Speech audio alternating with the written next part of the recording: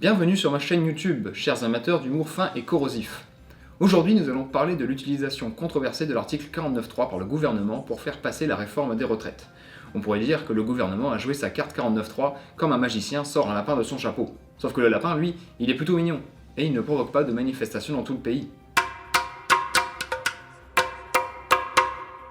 Et tout d'abord, un peu de contexte.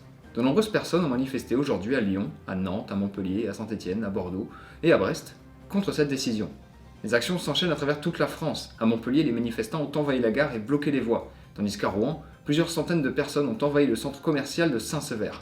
On dirait bien que Macron et son gouvernement ont réussi finalement à unir les Français, mais contre eux. Putain, il est fort ce con.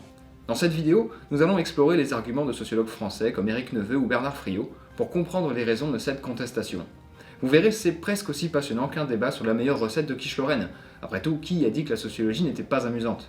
Éric Neveu, ce sociologue français qui décortique les mouvements sociaux avec la finesse d'un horloger, voit les manifestations comme une arme dont les citoyens se saisissent pour bousculer le pouvoir. Comme l'épée de Damoclès suspendue au-dessus de la tête du gouvernement, les citoyens brandissent leurs droits et leurs valeurs, prêts à défendre leurs idéaux et à déjouer les manœuvres politiques. Nicolas Castel, professeur de socio-économie et expert en la matière, partage les idées de Bernard Friot, cet économiste et sociologue à la plume acérée. Ensemble, ils défendent un système de retraite universel basé sur le salaire à vie. Comme de véritables maîtres d'échecs, ces deux penseurs et éducateurs mettent en évidence les failles du système actuel, qui selon eux ne fait que déplacer les pions sans réellement améliorer la situation des travailleurs. Ils soutiennent qu'une répartition équitable des richesses permettrait à chacun de goûter aux fruits de la prospérité sans craindre de voir l'arbre de la justice sociale dépérir. Les manifestations intersyndicales sont le miroir de la volonté des citoyens de se faire entendre et de défendre un processus démocratique transparent et inclusif. La démocratie, c'est un peu comme un puzzle compliqué, il faut assembler patiemment les pièces disparates pour révéler une image qui reflète les aspirations et les espoirs de tous. Les manifestations à travers la France mettent en lumière les tensions qui traversent la société. À Montpellier, les manifestants ont envahi la gare avec une détermination inébranlable, tels des chevaliers en croisade contre les injustices qui les oppressent. Courez! Courez à la ruine! Et à la fin du monde! À Rouen, les citoyens ont transformé le centre commercial de Saint-Sever en champ de bataille, où les revendications résonnent comme autant de coups de canon tirés contre les bastions du pouvoir. Dans ce climat tumultueux, les citoyens cherchent à s'unir pour défier les forces qui menacent leur bien-être et leur avenir. Les actions collectives sont un rappel que, ensemble, ils peuvent soulever des montagnes et renverser des empires. Comme un phénix renaissant de ses cendres, la colère populaire s'élève, prête à embraser la scène politique et à forger un avenir meilleur pour tous.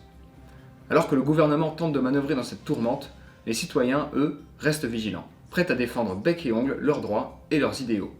Car comme le disait si bien un personnage de théâtre, il y a quelque chose de pourri au royaume de France. Et les citoyens sont bien décidés à ne pas laisser les Verts ronger les fondations de leur démocratie. Il semblerait que le gouvernement ait décidé de jouer à un jeu dangereux, le 49.3 contre les Français. C'est un jeu que Léo Dagan aurait adoré. Faisant écho à l'esprit de ce personnage de Kaamelott, on pourrait presque l'entendre dire « il faut tout cramer ». Tout cramer et reprendre à zéro. Si j'étais roi, c'est ce que je ferais avec la Bretagne. En effet, la mise en œuvre de l'article 49.3 semble avoir attisé les braises de la contestation, et les citoyens, tels des créatures mythologiques surgissant des flammes, se dressent face à cet acte autoritaire pour défendre les valeurs de leur démocratie. À travers la France, les rues deviennent le théâtre de cette lutte épique entre le pouvoir et le peuple, où chaque camp déploie ses forces avec l'ardeur d'un combattant cherchant à préserver ses idéaux. Les manifestations s'enchaînent et les slogans résonnent, tels des épées qui s'entrechoquent dans un duel sans merci. Alors, en ces temps incertains où les tensions sont palpables et où les Français cherchent à s'unir face à l'adversité, souvenons-nous que l'humour peut aussi être une arme puissante, capable de dénoncer l'injustice et de rallier les foules à une cause commune. Comme le disait si bien Alexandre Astier, le créateur de Kaamelott, le rire est une chose sérieuse avec laquelle il ne faut pas plaisanter. Ainsi, en mêlant subtilité, jeux de mots et esprit grinçant, nous pouvons continuer à dénoncer les dérives du pouvoir tout en conservant cet humour si cher au cœur des Français. Car après tout, n'est-ce pas en riant ensemble que nous parvenons à surmonter les épreuves et à bâtir un avenir meilleur?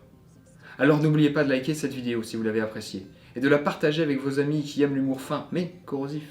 N'hésitez pas à nous laisser vos commentaires et vos questions ci-dessous. A bientôt.